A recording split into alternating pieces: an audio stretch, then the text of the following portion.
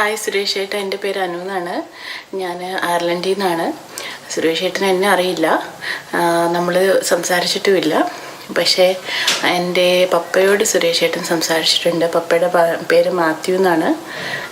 പപ്പ 5 വർഷമായിട്ട് ക്യാൻസർ രോഗിയായിരുന്നു.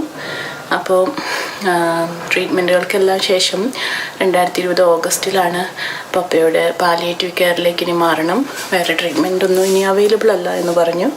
എന്തെങ്കിലും ഒരു പ്രതീക്ഷ അല്ലെങ്കിൽ എന്തെങ്കിലുമൊക്കെ ഒന്ന് പറഞ്ഞ് പപ്പയൊന്ന് സന്തോഷിപ്പിക്കണം, ആ ഒരു മൂഡിൽ നിന്നെങ്കിലും മാറണം. അപ്പോൾ അങ്ങനെ ഇരിക്കുന്ന സമയത്ത് ഏതോ ഇതുപോലെ ഒരു വെളുപ്പിന് ഉറക്കമൊന്നും ഇല്ലാതിരുന്ന സമയത്ത് ഇങ്ങനെ പെട്ടെന്നൊരു ചിന്ത എനിക്ക് മനസ്സിൽ വന്നതാണ്. പപ്പയ്ക്ക് സിനിമ എന്ന് പറയുന്നത് ഭയങ്കര ഇഷ്ടമാണ്. സുരേഷ് ഏട്ടൻ്റെ വലിയൊരു ഫാനുമായിരുന്നു പപ്പ. സൈലൻ്റ് അല്ലെങ്കിൽ സോഫ്റ്റ് സ്പോക്കൺ ആയിട്ടുള്ള ഒരാളായിരുന്നു. എന്നിട്ട് പോലും സുരേഷ് ഏട്ടൻ്റെ കമ്മീഷണർ പോലെയുള്ള സിനിമകളൊക്കെ എന്ന് വെച്ച് കഴിഞ്ഞാൽ പപ്പ എത്ര പ്രാവശ്യം കണ്ടിട്ടുണ്ടെന്ന് പോലും അറിയില്ല, അതുപോലെ ഇഷ്ടമായിരുന്നു. ഒരു ഫാൻസ് അസോസിയേഷനിൽ ബന്ധപ്പെട്ടു, ഒരു വലിയ കാര്യങ്ങളെല്ലാം പറഞ്ഞുകൊണ്ടൊരു മെസ്സേജാണ് അയച്ചത്. അപ്പോൾ അർജുൻ എന്ന് പറയുന്ന ഫാൻ അസോസിയേഷൻ സെക്രട്ടറിയാണ് എന്നെ അപ്പോൾ തന്നെ കോണ്ടാക്ട് ചെയ്തു. സുരേഷ് ഏട്ടൻ അന്ന് ഡൽഹിയിലായിരുന്നു. വീഡിയോ കോള് ചെയ്ത് പപ്പയോട് സംസാരിച്ചു. അപ്പോൾ ഇങ്ങനെ ഒരു കാര്യത്തെക്കുറിച്ചൊന്നും ഞാൻ പറഞ്ഞതും ഉണ്ടായിരുന്നില്ല. വല്ലാത്ത ഷോക്ക് എന്നല്ല, ഭയങ്കരമായിട്ട് സർപ്രൈസ്ഡ് ആയിരുന്നു പപ്പ. ഭയങ്കര അധികം സന്തോഷമായി, ഞാൻ ഇപ്പോഴും ഓർക്കുന്നുണ്ട്. അത് കഴിഞ്ഞ് വീട്ടിലേക്ക് ഫോൺ വിളിച്ചു കഴിഞ്ഞപ്പോൾ അതുവരെ സംസാരിച്ച ആളെ ആയിരുന്നില്ല. ഭയങ്കര അധികം സന്തോഷമായിരുന്നു.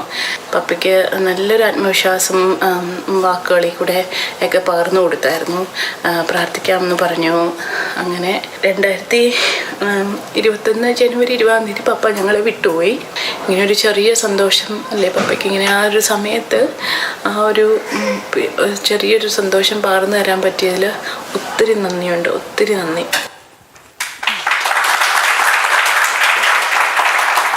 ഞാൻ ശരിക്കും എനിക്ക് ആദ്യം കണ്ടപ്പോൾ മനസ്സിലായില്ല.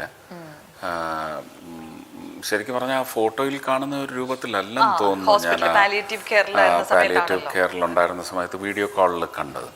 പക്ഷേ പ്രസക്തമായ കാര്യം, ഇത് ഇത്രയും സംഭവിക്കുന്നത് എല്ലാവരും ചങ്ങലക്കിട്ട ജീവിതം അനുഭവിച്ചുകൊണ്ടിരിക്കുന്ന കോവിഡ് കാലഘട്ടത്തിലാണ്.